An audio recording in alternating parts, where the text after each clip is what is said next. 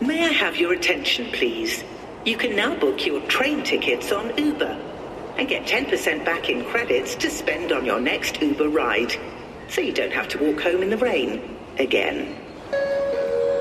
Trains, now on Uber. T's and C's apply. Check the Uber app. The cost of living crisis is making it harder for families across the world to put food on the table. But in Bangladesh, women farmers are leading the change, and they need your support. Donating £36 to ActionAid could provide climate-resilient seeds for 10 women, ensuring their communities have enough to eat. This Christmas, will you help women grow a future without hunger? Text ACTION to 70020 to give £36. ActionAid, changing the world with women and girls.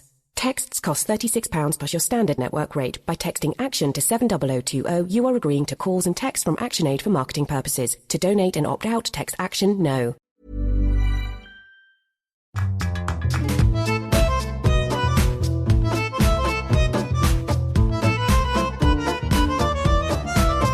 Hello, welcome along to Writer's Routine. This week our guest is Jasper Fforde. It's a slight change to the billing that I teased you with last week, but you know, these things happen, and Jasper is a fantastic guest. He is a surreal satirist.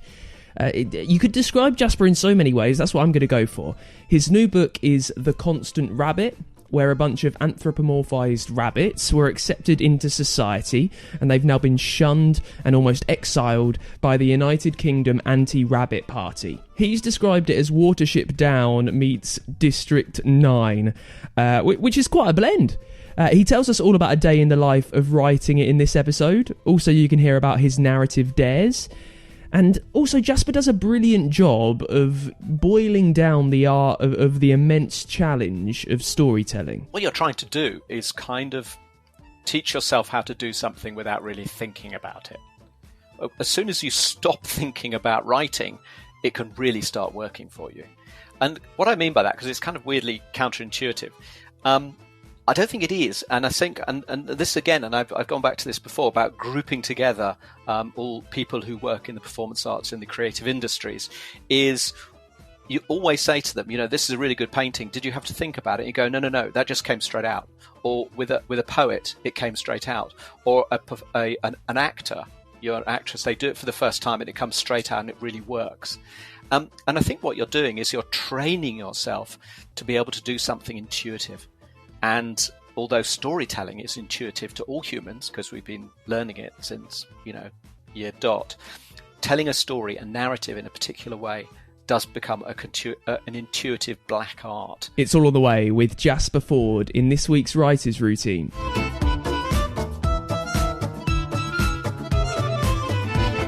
Yes, welcome along. My name's Dan, this is Writer's Routine, the show where we take a sneak peek inside the working day of the most successful writers around to figure out how they get stuff done. This week's episode is sponsored by Skin Deep. It's the new novel from the acclaimed novelist, Sung Jae Woo. Now listen to this for a tagline. A missing girl, deadly yoga, a dangerous billionaire, the price of beauty. It's enough to pull you right in, isn't it? It's all about a rookie private detective, Siobhan O'Brien. She's Korean-American, easing into middle age, and she just wants a chilled, easy life. When her boss leaves her a private investigation agency she needs to take over, and an old friend asks Siobhan to find her daughter, who has disappeared at college. It's a romping, mysterious adventure all around upstate New York, so it's a bit American/Korean in its styling, which I think is a brilliant, beautiful blend of writing, and it's packed as well. It's full of stuff, because as Siobhan dives deeper into the search for her friend's daughter, she encounters dangerous men in turtlenecks, vegan cooking that might kill her, and deadly yoga once more.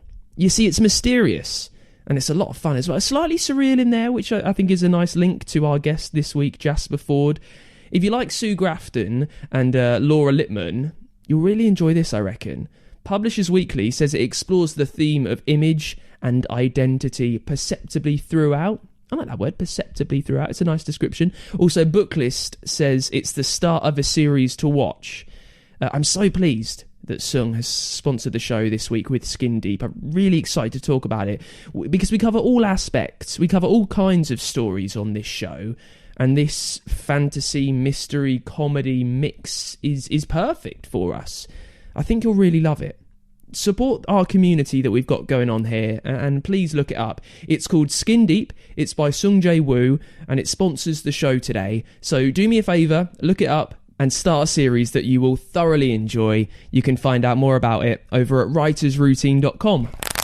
Now this week, our guest is Jasper Fforde, a brilliant surrealist writer who really thinks about the craft of storytelling as well. So he's perfect for this show. He cares and pays so much attention to language, and the composition of language, and themes, and playfulness, and breaking convention. He's known for his Thursday Next series. His debut was The Air Affair, and he's written loads more, including some YA books in the Last Dragonslayer series. His new book is called The Constant Rabbit. It's set in the UK, only slightly in the future, where humans share the land with a group of anthropomorphised rabbits. Only Jasper Fforde could really write this blend of brilliant comedy about anthropomorphised rabbits. And then what happens is that humans, the British folk, suddenly want them gone. And the United Kingdom Anti-Rabbit Party tries to kick them out. I mean, you see where the idea comes from, don't you? It's a satire, and really, even though it is that, it's also the story of relationships and friendships. And it's made because of how much Jasper's brain goes and fires off in all different directions. He makes connections that I don't think other people would do. And we talk about why he thinks that is the key to his writing in this chat. You can also hear about why he loves language, how that makes him hate shoe leather, and why he always wants to write things that haven't been put down before. We also talk about the nursery rhyme Humpty Dumpty and how that started a thriller crime story in his mind. It's all on the way. You can hear all about it. Stay there. We dive into it with Jasper, as we always do, learning about what he sees around him in the place where he sits down to write. Ooh, right. As I range my eyes around my tiny little office upstairs in my house, I have 3 screens of my computer. I have a huge stack of just, I think you'd call it desk litter, which is huge and multifarious and very exciting and messy.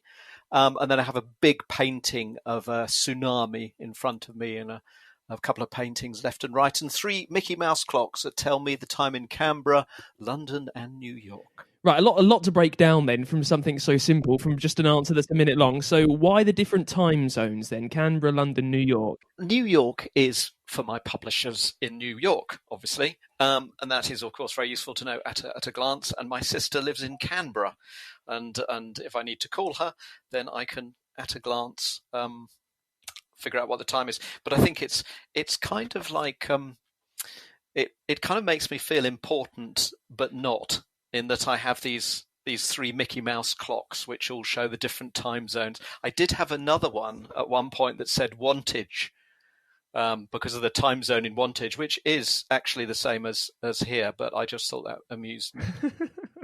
The tsunami painting on the wall. Tell us about it. What inspiration is that giving to you? Well, this is an interesting one. This was it's actually of the it's Tintin. You know Tintin, painted and written by Hergé. He had a homage to Hokusai, the wave of Hokusai, in his book Prince of Mount Fuji, and it's in the Cigars of the Pharaohs. And Tintin is in a little coffin, and he's in the middle of the Red Sea, I should imagine, and this huge wave is about to crash over him, and it's this beautiful green colour of the sea, and then a grey sky with rain coming down. And Tintin is, I'm a huge fan of Tintin, and because it shaped so much about storytelling. If you read a Tintin book, it's almost like you're watching sort of a movie, if you like, and the way that it's told, and the characters come round, and you have subplots and all that. I read a lot of Tintin when I was younger, and a lot of that came with me. And I painted this myself in 1994, just because I loved the view, and it's about 5 foot wide and 4 foot high. And it's been in my office, every single office I've ever had where I'm writing. So it is actually a constant companion. And it's also covered in Post-its of little notes for myself. Now, if I was going to break that down further, why are you moving it around? Is it just because you're so proud that you've published so many books? I don't think you really need any reinforcement to what you can do. Why are you having it there? Is it just very simply enjoyment? Am I reading too much into this? I think you're probably reading too much into it, really. I mean, I do have a little Lego dodo, which also sits on my desk. So it's a painting that I like, and for me, it represents also, because I painted it so long ago, it represents a sort of continuity of not what I enjoy now, but what I enjoyed in the past, as that kind of takes you through the kind of writing process. And I don't mean writing process as in putting words on a page, by the way in which the books that you write at the beginning of a writing career change throughout your writing career as you do. So the little, the little tsunami wave there is just a sort of little anchor, I guess, from when I was a young, stupid writer rather than an old, stupid writer. And 3 screens.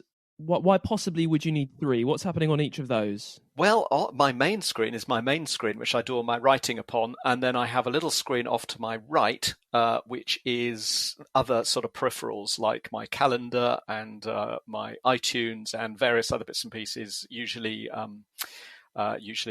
email as well comes in on there. And the screen on the left is actually not functioning at present, but it belongs to my old computer. And as you know, when you move up from one computer, because my last one I bought in 2009, and I've moved to a new computer system within the last 2 months. But of course, you're always going back to the old system to try and find something that just did not come across to the new. You hinted about Post-it notes there stuck to your painting. If I were to walk into your writing room, Jasper, would I have any clues as to the story that you were telling at that moment? Have you got anything that directly links to what you're writing, research pinned to the walls, maybe? It does, in a certain extent. I mean, I'm sort of going through them now. Here we are. Identical sister. That would be a spoiler alert if I told you about that.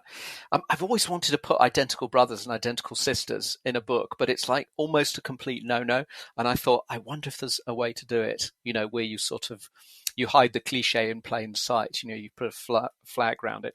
Other things like, another one here that says, did any of it actually happen? Which is kind of nice little sort of open-ended question. And I was just thinking about that for a short story, that you sort of did when something happens and someone says, did that happen? And I thought, okay, why don't we take that to a sort of greater sort of extent, say, did any of that actually happen? And it's kind of relates to an ongoing theme throughout my books about memory, and how memory is changeable and malleable, and you could possibly have someone come in and sort of live in your memories and change your memories. So it's just little ideas that I have, and I just write them down just to make sure I don't lose them. So, but no, I don't think you'd have any idea about what I was thinking about from my Post-it. The great thing about working within the sort of creative industries or the performing arts or anything like that is that you are constantly asking yourself questions. And when you do that, you're constantly, I think, moving forward, so long as you're answering the questions in an intelligent and perhaps insightful way. So there's a sense of evolution, and writers should be going through their own narrative, if you like, their own story arc as they move from being, when we start writing, it's, whoa, look at me, look what I can do, and they're like this and this, and I'm going to have an airship, and there's a dodo, and look at this, and I've done this, and and I've joined these words together in exciting ways, and and there's this sort of fizz and pizzazz and the sort of fireworks of, because you've discovered this wonderful thing that you can do, and someone wants to publish you, and then and you're relevant and all this, and then you develop that, and you become more nuanced as you learn your skill, because of course once you've written your first book, you haven't got all the skills, you've just got enough skills to get you past that first book. And then as you keep on learning, as you always do in any creative performing industry, I think you get better at it, and you get more nuanced, and you become more subtle, and the stories you want to tell change subtly as well as you live through this maturity, if you like, because I started writing when I was 27, and now I'm 59. And it's like I'm not clearly the same person with my outlooks and everything. So in that respect, yes, I think that's pretty much how one changes. You said a fascinating phrase there. You said putting words together, and you said, I've put words together in different ways. I didn't want to get so kind of deep in this early on, but I'm curious. I speak to quite a lot of genre authors on the show who specialize in writing crime books throughout their career, and they can not quite easily, I should say, but they can crack out 2 a year, and that's brilliant for them. That is the story that they want to tell. You seem to be doing this for a different reason. You're absurdist. You've worked across so many different series, touching on many different themes, and as you say, putting words together in different ways. Why do you do it? What's the point in writing for you? That's a good one. What is the point in writing? I don't know, really. I'm not sure. I mean, at its very basis level, I think it's a little 5-year-old jumping up and down, squeaking, look at me, what I can do, please pay attention. But when you get over that, I kind of think I actually really enjoy it. I mean, I love experimenting with ideas. Writing for me is a way of expressing my imagination and ideas. I don't think I'm a natural writer, but I think I've always been able to put together weird ideas and say, hey, what about if this happened? What if we did this? What if we change that? And then I learnt to write essentially to give voice to the strange ideas that I was having. And it's conceptual zingers like that, which I find so exciting. I mean, an obvious way of explaining it, I suppose, is Douglas Adams, right? Now, I think a lot of his writing is brilliant, and it fizzes and bubbles across the page, and it's really lovely. But what he does fantastically well is to put together these conceptual zingers in a really beautiful way. And you can see when he starts talking about the Babel fish and then relates that to the non-existence of God. That is the most beautiful piece of writing. And I kind of get the feeling that all the other characters are almost joining up what he enjoys most, which is creating these beautiful, perfect little scenario, zingy little images. And I think there's an excitement in making ideas work that exists that doesn't so much exist in just writing like shoe leather scenes of people sort of, just talking about various things. Once you have an exciting concept or an exciting idea that happens within a scene, that to me is the most exciting thing I find about writing. It's not so much the writing itself, but the silly ideas that you're able to connect together and make into a sort of cohesive whole. Talking about bubbling and zingers, and it's clear, just been chatting to you for 10 minutes or so now, that you've got quite a love of language. I mean, you literally just spoke about learning how to write to get across the imagination that you want to get on the page. How much do you think about what word that comes next? Yeah, tricky one. I think most of the time when you're training yourself to write, and I think most writers will probably say, it took me 10 years and 6 novels and like 1.5 million words. And what you're trying to do is kind of teach yourself how to do something without really thinking about it. As soon as you stop thinking about writing, it can really start working for you. And what I mean by that, because it's kind of weirdly counterintuitive, I don't think it is. And I think, and this again, and I've gone back to this before about grouping together all people who work in the performance arts and the creative industries, is you always say to them, this is a really good painting. Did you have to think about it? And you go, no, that just came straight out. Or with a poet, it came straight out. Or an actor, you're an actress, they do it for the first time and it comes straight out and it really works. And I think what you're doing is you're training yourself to be able to do something intuitive. And although storytelling is intuitive to all humans, because we've been learning it since, year dot, telling a story, a narrative in a particular way does become an intuitive black art. So actually trying to analyze, what do you think of next is actually quite tricky, because what I'm trying to do is actually not think about what's happening next. I'm just trying to let it come out in a way that then kind of works. So I may think up a little idea and then think, well, what would they say to one another? And then I'd go, oh, that would work. But I haven't really thought about it, although I have. It's amazing, isn't it, to try and pick that apart? Because I imagine because you are a writer, much like Douglas Adam, much like P.G. Wodehouse, who the next word is always a joyous one. You know, you're reading something that you've not read before. You said earlier, putting words together in different ways. So it's just interesting you getting to the point where you can do that intuitively. Do you remember a moment when suddenly that became easier for you, when you found yourself writing in the style how you wanted to write, when everything suddenly clicked? Yeah, I think so. I mean, the point about it, of course, is that being an author, you're your own worst critic, and I think, you know, any author really thinks that they're not really good. I mean, that's vital to be good at something, is to not think you're very good at it, because then you're always trying to make it better. So when I'm writing in the early days, and I was sort of putting together something, and then all of a sudden the sentence worked, and I looked at it and I went, okay, that's dum. It kind of works in a weird kind of way, and I like that, and I'm not sure, but it's exciting, because all of a sudden everything came together and worked in a really great way. And you can see musicians do it all the time. It's that when they're playing together or they're jamming or whatever, and they do something that suddenly sounds really good, and you can see, and they'll look at one another and they go, whoa, like that, and you can see them nodding and smiling, and it's come together and it's worked. But they didn't really know how they were getting there, but you just know, again, instinctively, when it works. But also, you know very, very clearly when it doesn't work. So I can spend, you know, a whole day working on like a paragraph which has to do a very precise thing. In the book, it's an introduction of a new scene or a character or something like that. I'm working on this paragraph all day, and it's like terrible. None of it's working. And I go downstairs, half an hour later, had a cup of tea, read the news, come back up, diddly, it's done in 2 minutes.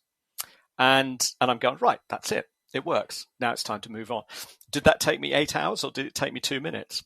And I think the answer is probably 8 hours. Yes, 8 hours and 2 minutes. But it's not a question of you know what you're looking for, but you're not 100% sure how it's going to arrive. But you know that if you keep on plugging at it, it's eventually going to emerge out the gloom. So you're not one to waste words then. You want each word to be almost the perfect word that it can be. You're not just trying to get to so many thousand words a day just so you can kind of tick that box and move on. Oh, no. You've got to make them all work. Yeah, no, they've got to all be doing things for you. It's like a line of dialogue, you know, a line of dialogue. If the dialogue says what it says, then you're in trouble, really. It should be not only explaining the character who's saying it. It should say something about the character who's they're saying it to. It should say something about the relationship between them, and it also should somehow advance the story. And that's not undoable. That's actually quite doable. And if you aim for that with everything that you're writing, then you can actually tell a story in a very, very quick and exciting way. You can bring up the pace. I think there's a kind of like throughput that readers have. There's a certain speed at which you can write.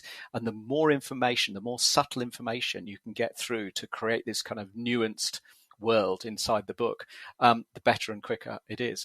When I read books and it's like just sort of shoe leather stuff that people are walking around and describing a meadow, and I'm just going, oh, come on, you know, let's get on with it. You know, time is, you know, life's short. So I'd always like to make my every single word count. How keen are you to make them count on the first draft? Well, first draft is for me, it's a bit of a sandbox. I don't have too much. I don't have a clear idea of where my stories are going when I start them. I tend to write on something that I call the narrative dare, which is essentially you set yourself a dare, and then you have to sort of write your way out of the dare. Essentially, that's kind of how it works. I wrote a book about a police procedural with Humpty Dumpty in it years and years ago, and the narrative there was Humpty Dumpty at the bottom of the wall, wasn't suicide, wasn't an accident, it was murder. Explain. And then you go, right, okay, well, that's our starting off point. Who is Humpty Dumpty? He's dead when the story begins, obviously. So we're going to have to tell his story through backstory. What kind of a person is he? We need someone to investigate. Why would they be investigating? Can a very large egg fall off a wall in Reading? Well, clearly no. But one way to hide one silly idea, of course, is to, like hiding a stick in a forest, is you put lots and lots of silly ideas. So Humpty Dumpty is not the only nursery rhyme character living in Reading. There are hundreds of them. And because of that, they have to have a nursery crime division to look after the policing of nursery rhymes and nursery stories. Okay. And essentially, that is the framework of reality that you create to write a fantasy book. And then as you rewrite it and all these characters come in and do silly things and all that, then the plot and the thread of it suddenly starts emerging, and then it starts working. So when I'm writing, I can be, if the book is 100,000 words, I could be writing 300, 400, 500,000 words as I try and figure out where it's going. And I can write entire chapters that eventually go nowhere. And I go, right, let's start again. And I do something else. And I go, this is the thread. This is what I like. This is where we're going. So, if you're reading one of my books, and what I always say is if you're reading one of my books and you've got no idea how you think it's going to turn out, where is he going with this? It's like, don't worry, you're in good company. I had no idea either.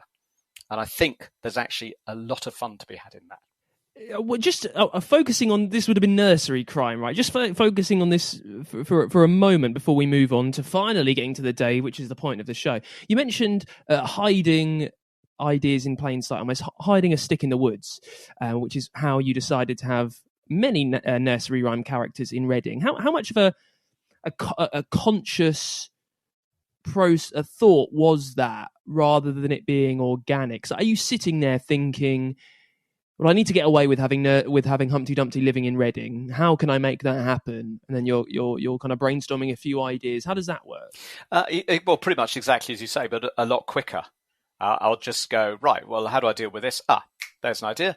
Okay, there's lots of them. Okay, which ones? And you go, right, this, and this, and go, okay, then you're creating backstories for each. And my mind is like racing along, and I've sort of got the Post-its, and I'm thinking, right, okay, we can have Mother Hubbard, we can have, Rumpelstiltskin, we can have all these sort of characters and retell it all.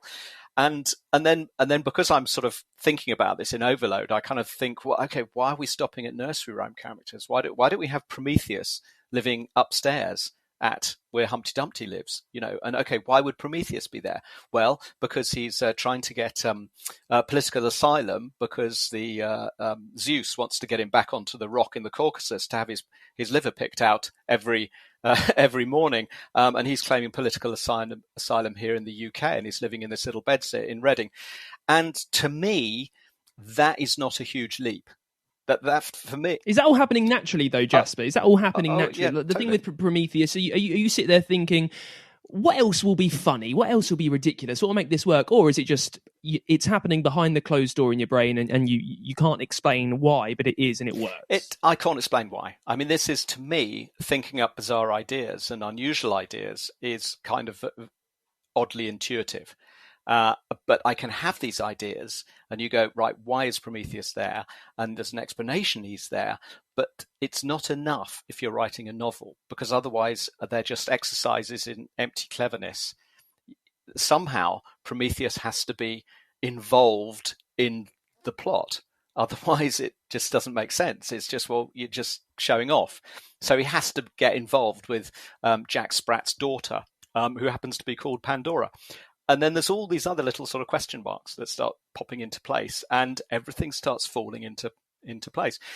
But I mean, in answer to your question, my mind starts racing, and I have these ideas, and I think, yeah, that'd be great, And I mean, put it this way: I had an idea for a short story the other day. Was that I went into someone's house and they had an Arga, and I suddenly thought, I wonder if Arga were making nuclear-powered Argas like in the 50s, and like marketed 3 of them, and they thought they decommissioned 2, but there's 1 left, and they don't know where it is. Wouldn't that be fun? And I made a little note, and I thought, yeah, we can exploit that later. But that's what happens when I go in and see someone's Arga. the mind starts to race and you make these new connections, and eventually, it'll come out in a short story or a story or part of a story somewhere. But I've always made those bizarre connections. I will see a pine cone and I won't see a pine cone. I will see a baby pangolin or a pangolin egg, because it kind of looks like a pangolin. I mean, I've always tell my children that pine cones are pangolin eggs because that's what they look like. And that's immediately what I think of when I see a pangolin egg. Not a pangolin egg, a pine cone.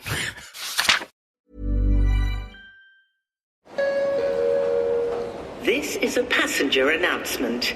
You can now book your train on Uber and get 10% back in credits to spend on Uber Eats, so you can order your own fries instead of eating everyone else's. Trains, now on Uber. T's and C's apply. Check the Uber app. Just imagine what your best Christmas ever would sound like. Thank you for calling National Lottery. I can see you're calling about a winner today, is that correct? Yeah, I think I have. I just need to double check before I do a cartwheel. Yeah, I can confirm that you have won the top prize, 1.2 million. Oh my word! Happy Christmas! What do I do now? You have the best Christmas ever. This Christmas, it could be you. The National Lottery. Rules and procedures apply. Players must be 18 or over. The last few years have been tough on all of us, not least on our finances. On the Pension Confident podcast, we talk about money matters in a simple and honest way to keep your finances on track, even when money pressures are getting you down. Maybe money worries are affecting your mental health, or maybe you're curious about the impact your relationship might be having on your bank balance. So download the Pension Confident podcast on your podcast app today to hear all our episodes so far, and subscribe so you never miss an upcoming episode. Before we get back to it with Jasper, a quick reminder, this week's show is sponsored by Skin Deep, the new novel by Sung Jae Woo. And if you want to sponsor the show, because maybe lockdown has slightly dampened the release of your book, you can make that happen over on our Patreon page. I will give it a plug. I will harness the community that I think we've got going on here. Make it happen. Head to patreon.com/writers routine and support us over there. Just a few dollars a month really helps us out. It can get you merch as well, some little treats to say thank you from us. Also, it can get your book sponsoring the show. Better books to sponsor a writing podcast than random mattress companies, I reckon. It also helps us keep on bringing you chats with some of the world's best authors as often as possible.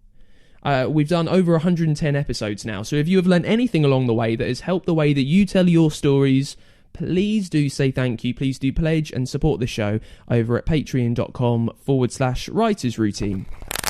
Right, let's get back to it then with Jasper Fforde talking all about his new novel, The Constant Rabbit. In this half, we talk about the sandbox of his ideas, the narrative dare that he set himself for this book, and we pick things up talking about the actual point of the show. I think this is the first time in the history of us that we've left it this late to actually talk about the writer's routine. So let's see how Jasper's day looks. Life gets in the way, actually, of writing. It's immensely frustrating to actually have a life and be an author. If you didn't have a life, it would be wonderful. You could just write and write and write. No, I generally, if I get up really early, I might be able to get rid of emails and all the froth and bubble before the day begins, and then kids have to go off to school. But 9 o'clock, 8:30 if I'm lucky, I'm at my keyboard, and the book I'm working on, I will as likely or not be reading the last chapter, the chapter I wrote or I was working on the day before. And I will read that chapter and I'll make some little changes. I will have ideas for what's going to happen next that I'll make little notes on. And then maybe at sort of, 11 o'clock, if I'm lucky, I will have finished reading it through and combing it a little bit. And then I'll start working on the sort of event horizon, if you like, where things are actually happening. And then I'll carry on writing. I'll stop for lunch a little bit, but I may carry on through if it's working really well, and then for the rest of the day as much as I possibly can, but stopping to walk me and the dog, just to get up and wander around a bit, and I may take little breaks here and there, and then when I finish writing that, I'll save everything obviously, and then the following day I will kind of do the same thing. But there's sort of caveats to this, because if I've left it for a couple of days or it's ground to a halt, right, I'm not really not really, the ideas aren't coming, I'm not sure where I'm going, I will simply go back to the beginning of the document and I will read it and comb it through again. And as I'm writing, I will think, aha, this is what I should be doing. This is the idea I should be exploiting. This character, something happens, a door opens, someone comes in, and all of a sudden the rest of the book has to be changed to accommodate these new ideas. And it might take me 2 or 3 weeks to get back to my event horizon.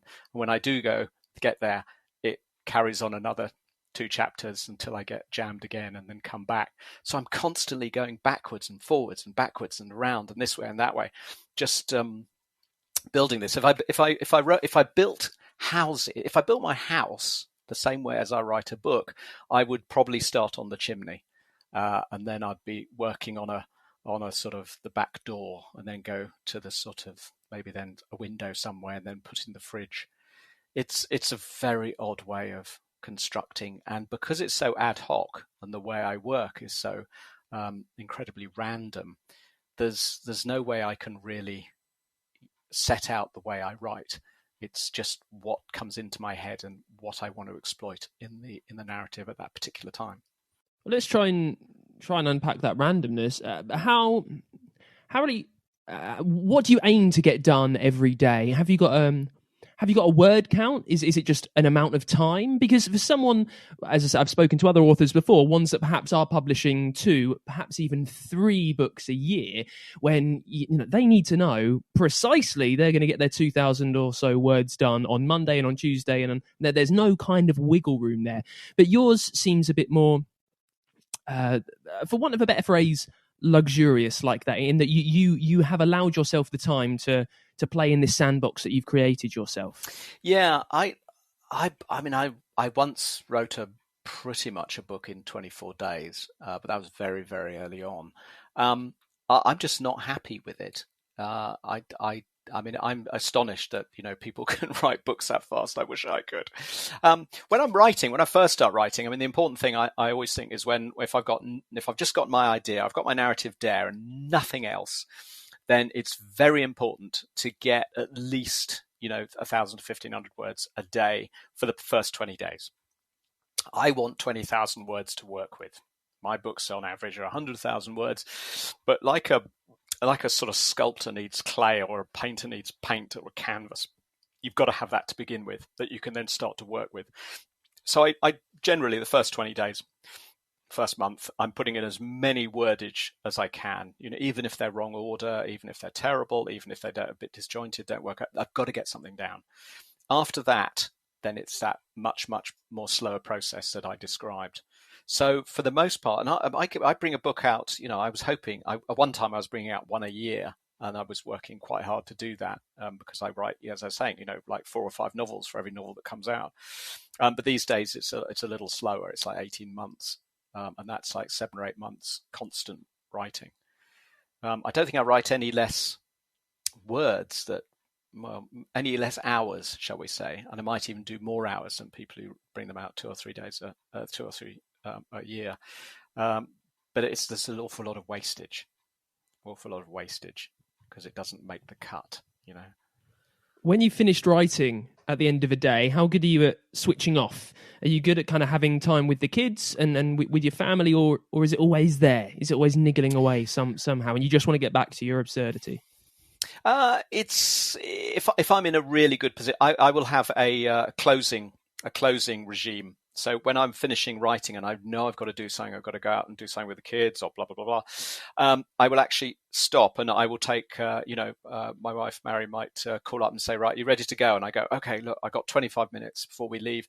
I'll close up. And what that means is I have to write for 20 minutes of notes of where I was and things that I was meant to be doing whilst I was working on the manuscript. Because if I have an idea and I go back, then I'm going back to change like 6 or 7 things that happened throughout the manuscript, and if I forget where I am, then you can lose the thread and it all falls apart. So often I have to actually give myself very copious notes as to where I start in the morning. But once that's done, and I'm happy that I'll be able to pick up without losing anything, because that is the biggest anger and frustration of being an author, is that great idea and what was I doing again? It was so good and now it's gone. But after that, it's gone. I just switch off and I leave it, and I'm not worried about it at all. I'm worse if it's not working, and I'm then thinking all evening about why it's not working and what I should be doing to switch it, and this how can I motivate this character to do such and such. But for the most part, I'm okay. I just sort of switch off and just forget about it, and then come back in the morning and right, where was I? Back in the world. And lastly, on the day, rather, we've still got more to do about the book, don't worry. But lastly, on the day, what have you learned? What tricks have you learned that really help you out when you are writing? You mentioned iTunes earlier. Are you a fan of particular music at certain times? I mean, you've written quite a few books now. What have you learned along the way that really helps you get the words down? What little things? Well, I mean, I put on music to kind of drown out the sort of hum of the house, really. I don't really listen to it. I think it's just there. I think for the most part, I suppose the most important thing is to listen to the little voice in the back of your head. And that goes back to what I was saying about intuitive writing. If you're looking at a chapter and you're thinking, yeah, that's going to work. It'll be fine. And when you say that to yourself, there's this little voice going in the back of your head going, no, it isn't. It doesn't work. You got to delete it. You got to work on it. There's something not there. And you have to listen to that little voice, because that little voice, generally speaking, is probably quite right. I've written, I've put chapters in that I thought were interesting and amusing because they were a little sort of slightly tangential, but they amused me. And I've had editors, say to me, you know what, Jasper, that chapter 14, do we have to have it? I like it. I love it. Put it in the special features as a deleted scene, but I'm wondering whether it doesn't. And I go, yes, of course, yes, that's exactly what I was trying to say to myself. So I think the most important thing if you're writing, and this goes towards, as I said, intuitive writing, is you have to listen to that little voice that said it's not working, or this character does work. Don't delete this character. This is going to work. You just have to find the right way to finesse it out. You've got to listen to that little person inside your head who's giving you directions, and you can't really hear what they're precisely saying, but they're pointing and getting angry. So just listen to them.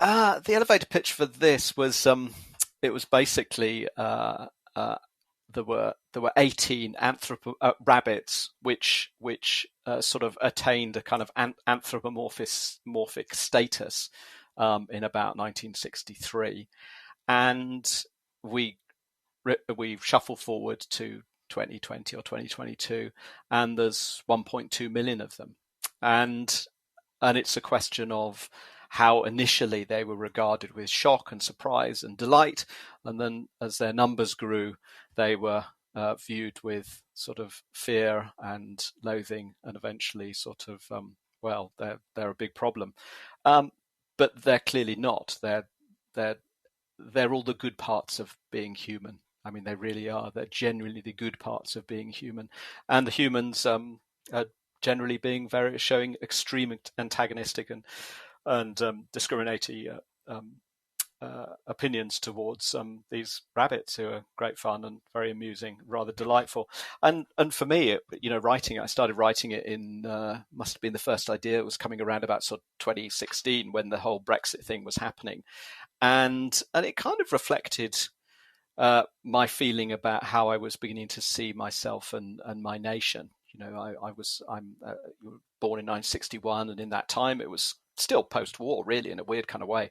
And you're brought up feeling that Britain is this wonderful place, and Johnny Foreigner is to be it's extremely suspicious, and the best thing to be is to be British. And of course you start questioning that as you move into your 20s, 30s, and 40s, and the Brexit thing really kind of brought it home to me that actually perhaps the way in which I'd viewed myself in Britain was not in the most realistic light, and that we had quite a few shortcomings that really need to be dealt with. And I kind of then the idea with the rabbits kind of morphed into this feeling about sort of discrimination and prejudice that I felt existed within the country. So it's my most political, and sort of I've always used satire, but I think it's probably my most political book to date. Now, if I may, You're not going to get out of it that easy, Jasper. I'm sorry. That's quite a. I want to like dig deep into how you got to the rabbits. So everything's kicking off in 2016. Why are you making a leap to anthropomorphized rabbits when no one else is making that jump? How did they first bound into your brain? What was going on with specifically the rabbits as the metaphor for what's going on? I think. Well, firstly, I mean, I suppose there's two things. Why rabbits? And they're proxy humans. I mean, that's in a very real way. I mean, whenever you write about when anyone writes about anthropomorphic animals that can talk are essentially proxy humans who bring some of their characteristics in a comedic way from their animal form to make this new kind of fusion of animal/human. But they're essentially proxy humans. I mean, if you read Watership Down, they're not really rabbits; they're humans doing kind of human-like things. And this is a great way of telling stories in a different way. Is saying I don't want to write a story strictly about discrimination and prejudice.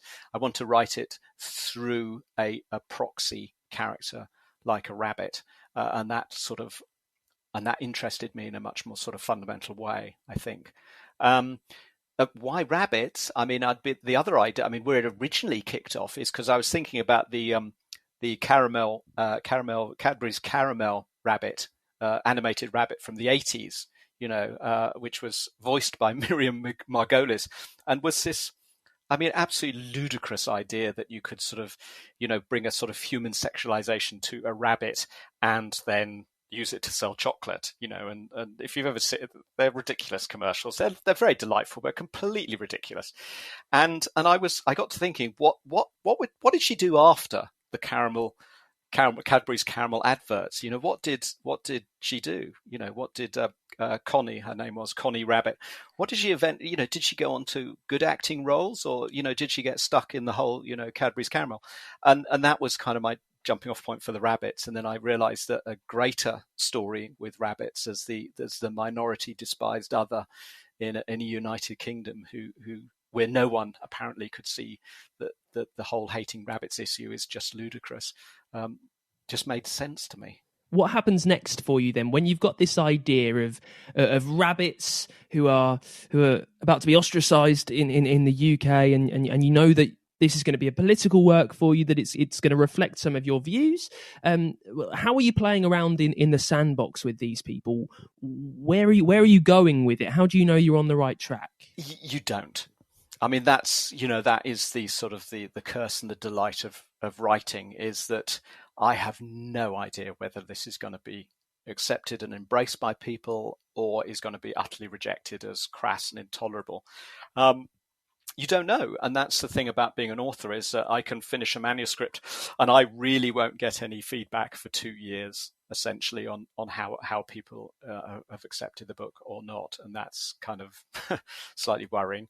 But I think for me, with the story, it was a question of getting the tone right and doing what I do, because I think it's important not to move out of your comfort zone when it comes to writing. I think writers have a comfort zone. That's why they sort of generally stay in genre with a similar sort of style of writing. Some can actually do multiple genres, and they're extraordinary individuals. But for the most part, we kind of stick to where we are. And I do this kind of absurdist, slightly satirical, social satirical, political satirical nonsense. And I had to keep the nonsense bit, the silliness, the absurdity in it, yet maintain the darkness of the subject matter of what I was trying to do. And that for me was the most difficult balancing act. I was kind of heartened. I did actually go and watch some episodes of MASH because I was trying to find something similar that could be very, very serious and then immensely stupid and absurd, literally within, a couple of seconds. And MASH was the best one that I could think of, because you have this, immensely silly circumstances, and then bang, they're in the operating theatre and there's no jokes. There's no real silliness. This is serious stuff. People are dying. And it's quite interesting. There is a laughter track on MASH, but there is no laughter track in the theatre. And you go, I get it. Okay, I understand how you can try and balance up the tone of the book, and that was essentially, what I found most challenging about writing Constant Rabbit was really trying to get the tone right. And I'm not sure whether I've done it. I'm really not sure whether I've done it. But hey ho, that's what I do. Put it out there. What's the worst that can happen? An overprivileged white guy gets to feel stupid. Boo hoo. If you were to have got the tone a little bit wrong, Jasper, why do you think that is? Why perhaps do you think maybe you didn't quite get there? Because whenever you write a book, you want it to be as good as you can make it. This is the thing, isn't it? That when you're writing all these books one after the other, or I am anyway, and you're trying to write. It's like if you're an actor, you're trying to get the perfect role. If you're a musician, you're trying to write the perfect song. And when you're an author, you're trying to write the perfect book, But the more you do it and the better you get at it, that attaining that perfect, near perfect book or song or performance or whatever actually recedes further away, because you understand, how difficult it is to do it as you learn more skills. So I think, the reason that it worries me is that, first of all, I don't want to be sort of pilloried by anyone for any reason. And I'd like to, my views, I think, are sound in this respect. Not everyone's going to agree with me. But I just wanted to make the book right and as perfect as I could. That it is by turns very, very silly, then very funny, and then immensely dark, and then extremely cruel, and then it's funny again, and then it's absurd. And I've been trying to do that through all the books, Shades of Grey and Early Riser, is to get this strange mixture of so almost like sort of Schadenfreude, of maybe happy and sad at the same time, and you don't know quite where we are. Is this a silly book? Is this a serious book? I just don't know. And it's a stylistic, conundrum for me that I don't really see too much anywhere else, but it's kind of what I enjoy writing, and I'm just trying to do it as best as I possibly can. And I guess that's what drives me to try and, make it right. This might be quite a hard question for you to answer. Taking you back to the start of the book, when you had the initial idea, which is quite a thematic idea, isn't it? You want to talk about prejudice and discrimination within the country, and you're using rabbits to do that, and you're playing around in your sandbox. Yet, as a writer, you need to keep people turning the pages, so there needs to be a plot here. How are you coming up with a narrative and a story that's going to express your themes correctly? Well, as I think in the same way as I usually do, I start kind of fleshing out the world. Who are these people? Who are these people in it? Who are the rabbits in it? What are the humans like? What are the rabbits in? What are like in it? And then I have my protagonist, who is Peter Knox, who's just a bloke who works for the in a very sort of, he thinks, a minor way for the local rabbit compliance task force. And he just happens to bump into an old friend from uni that he quite likes, who just happened to be a rabbit, Constance Rabbit. And they just move next door to him, literally, with her husband and her family, all of whom are slightly eccentric and bizarre. And whilst we discover the interesting ways in which rabbits run their lives and the problems that they have within humans, which also touches upon animal rights in a bizarre way, because the question of whether rabbits should have rights is argued against, because people will say, well, yes, but if we're going to give rabbits right, we have to give goats rights, and sheep and cows. It doesn't make any sense. So you touch on a broader thing about animal and human rights, and also about hominid supremacists, and which we all kind of are. And then within this, yes, there's this thread that runs between it, of a kind of weird little sort of romance between Constance and Peter, and where it eventually takes us in the story.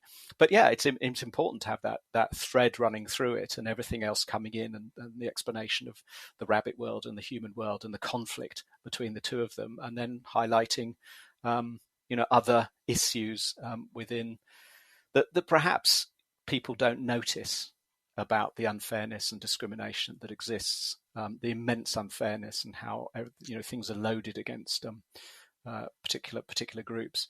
And yeah, you can highlight all this, and then yes, but there has to be that thread, and it's just a sense of discovery as I go through it and thinking, okay, that's going to work, right? Let's use this thread, and eventually it all sort of comes out in the end.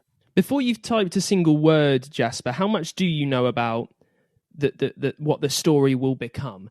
You mentioned when you first started writing, you're talking about these rabbits who are at work and they meet other rabbits, and that's quite a thought to come out of your brain in the space of just a couple of pages. How are you figuring out what's going on before you've even started typing? I don't really. I just have this kind of notion, that narrative dare, and I just start writing. And that, like I was saying, you have the 20,000 words down. And I think, well, where can it start? Where do they re-meet? Let's describe a scene, but let's introduce the rabbits a little bit later on. But because they've been here for 55 years, they're not unusual. If you would see a rabbit walking down the street in the constant rabbit world, it would not be unusual unless they were, out of place or in the wrong neighborhood. So I really wanted to throw in the rabbits really on like page 8 as a sort of throwaway. And I kind of started with that as the way of making the book work and the reality within the book. And it just started darkening and brightening and expanding, and all these little ideas came in here and there and everywhere. And I just sort of just write it, and it kind of makes sense, and I just get on with it, and eventually something emerges from the gloom. And that is it for this week's Writer's Routine. Thank you so much to Jasper Fforde for coming on. His new book is The Constant Rabbit. You can find out more about it over at writersroutine.com. While you're there, have a look at the book that has sponsored this week's show, Skin Deep. It's the new novel by Sung Jae Woo. Look it up online, grab yourself a copy, find out more about it over at writersroutine.com. Now, next week, we'll actually have on who I said would be on last week. Melanie Blake will be here talking all about her new novel, The Thunder Girls. So make sure you come back for that. In the meantime, if you can, I'd love you to leave us a review over on Apple Podcasts and give us a follow on Twitter. We are at WritersPod there. And I will see you next week with Melanie Blake on the show. Bye.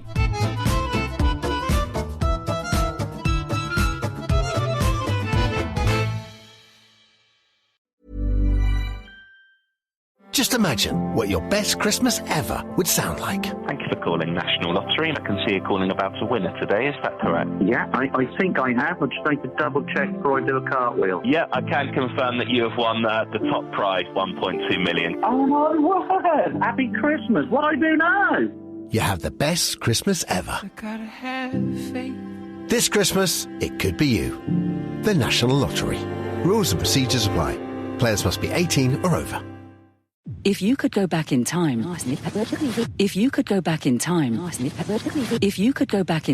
would you save the world or yourself? The BAFTA-winning series, The Lazarus Project, returns.